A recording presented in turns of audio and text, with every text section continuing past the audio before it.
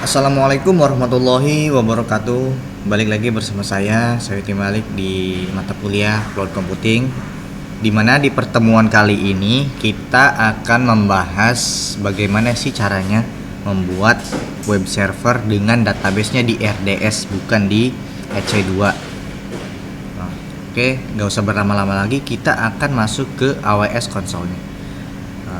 Di sini saya akan menunjukkan bagaimana sih RDS itu layanannya seperti apa.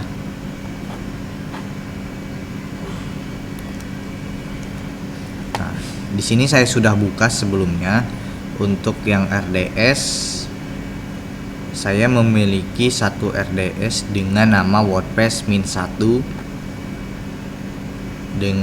Di sini di dalam RDS ini ada link untuk titik akhir dan port, yaitu atau bisa dikatakan endpoint dengan jaringan availability zone AP shorthash 1A dan dapat diakses publik. Kemudian untuk yang aturan grup keamanannya, di sini saya buat ke 0.0.0.0/0 untuk yang inbound dan outboundnya.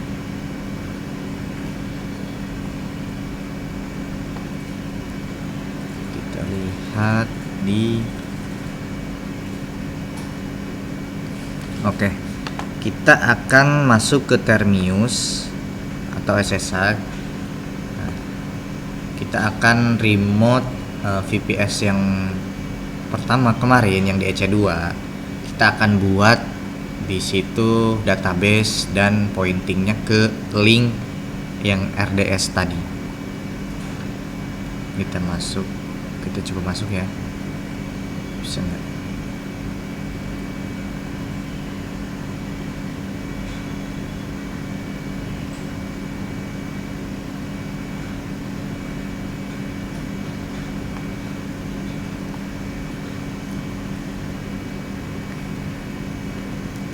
Nah, kemudian kita akan masuk ke Termius.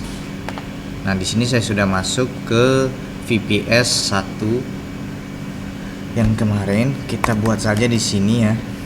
Kita tidak usah membuat lagi untuk yang EC2-nya. Kita pakai yang kemarin aja yang sudah ada. Kita masuk ke sudosu untuk masuk ke root, kemudian kita masuk ke cd var www.html WordPress.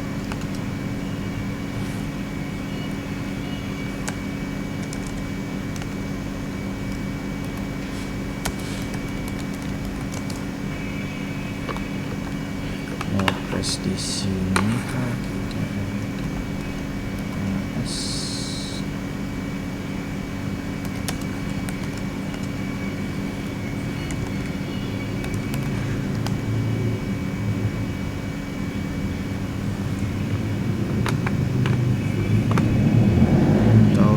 masuk saja coba ke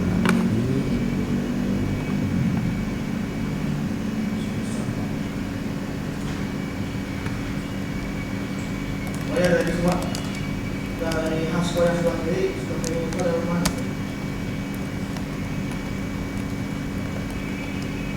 Dari sini.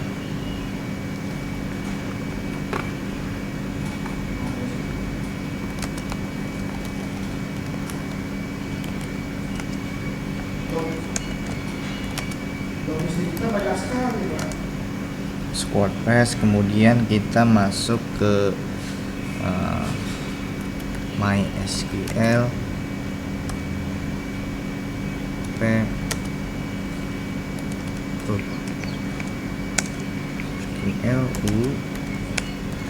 root p.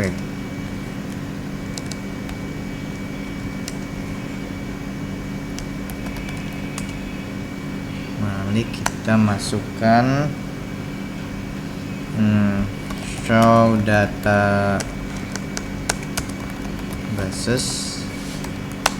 Nah, di sini saya sudah mempunyai database-nya untuk yang MySQL, PHP admin, performance skema, information skema, dan size. Kemudian untuk pointingnya, nah ini kita eksis terlebih dahulu.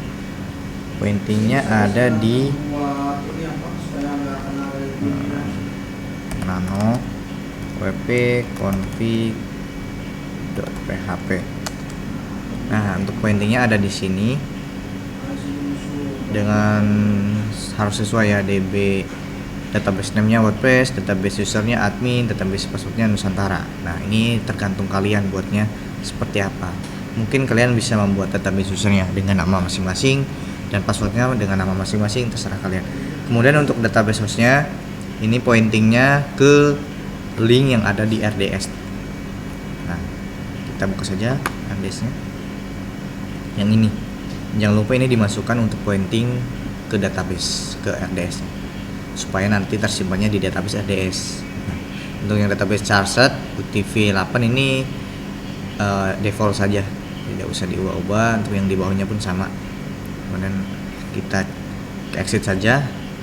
CTRL-X kalau misalkan kalian baru buat ini, karena sebelumnya sudah saya buat ya, jadi saya hanya menjelaskan saja, tidak usah membuat RDS atau dari awal gitu loh. Ini kita CTRL-X saja. Kalau misalkan kalian baru membuat, ini CTRL-X kemudian masukkan huruf Y nanti. Itu akan meng-save. Kita CTRL saja untuk keluar. Kemudian untuk ngetesnya, kita masukkan saja IP EC2 yang VPS 1. Kenapa itu? Kenapa IP EC2 yang VPS 1? Karena kita buat database RDS-nya di VPS 1 itu. Nah, kita akan mencoba terlebih dahulu. Kita akan masuk ke tab baru 52. Kemudian kita klik. Nah, dia sudah muncul ya di sini. Website Malik Alfi. Yes. Ini untuk yang IP-nya. Kita pun bisa ngeping. Kalau misalkan kalau di ping harusnya sih bisa, karena dia sudah IP public ya, udah connect. Nah, kemudian sebelum kita menambahkan IP ini ke DNS, mengubah IP tersebut menjadi DNS domain name server, kita harus beli dulu untuk domainnya di penyedia domain, entah itu di Hostinger ataupun di Niaga Hoster dan lain-lain. Bisa saja di Cloudflare. Kita masuk saja ke Hostinger, akun Hostinger kita.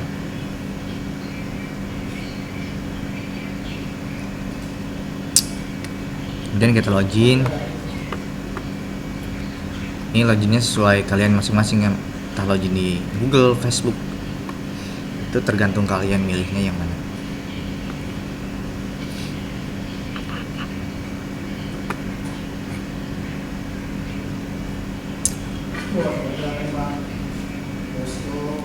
Nah, di sini saya mempunyai domain dengan nama sawitimalik.my.id. Kita manage saja. Kita ke DNS name server. Nah, untuk name server ini defaultkan saja. Ini bawaan dari Hostingernya. Kemudian kita akan memanage DNS record, membuat. Cara membuatnya yaitu tipenya kalian bisa memilih. Nah, saran saya di sini pilih saja A sesuai default yang mereka berikan. Kemudian name-nya, contohnya misalkan tutorial. Kemudian point to-nya. Nah, ini masukkan ke IP yang tadi, yang ini, yang IP VPS 1 EC2. Kemudian masukkan ke sini.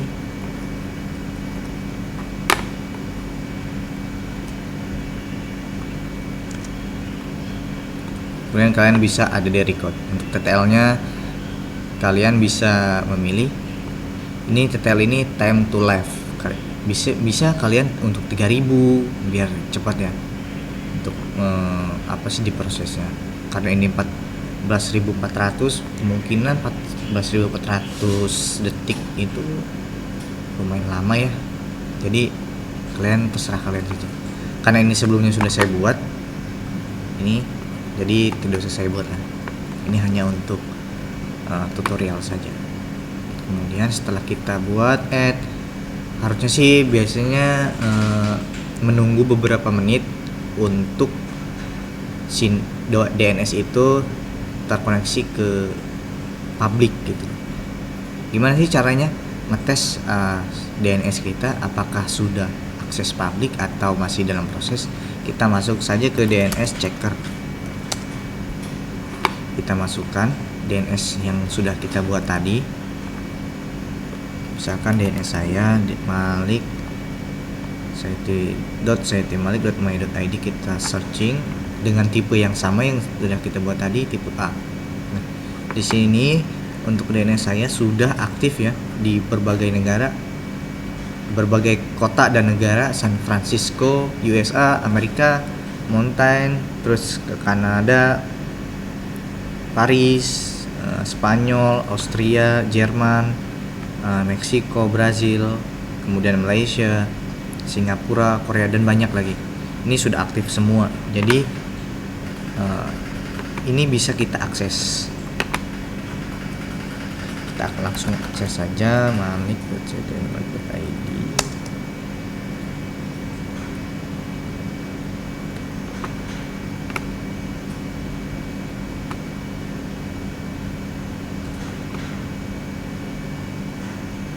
Nah, ini sudah ada, sudah bisa. Jadi yang sebelumnya masih pakai IP, kemudian kita sudah buat di domain name server DNS-nya di Hostinger maupun di yang lainnya, lain.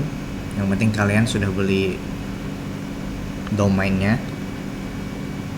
Kemudian kita buat recordnya tadi akan menjadi seperti ini dengan domain yang kita buat tadi, domain milik kita ya.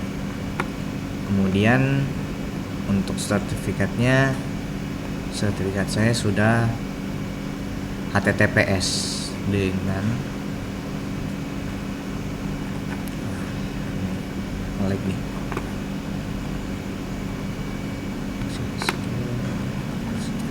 Dengan organization Let's Encrypt.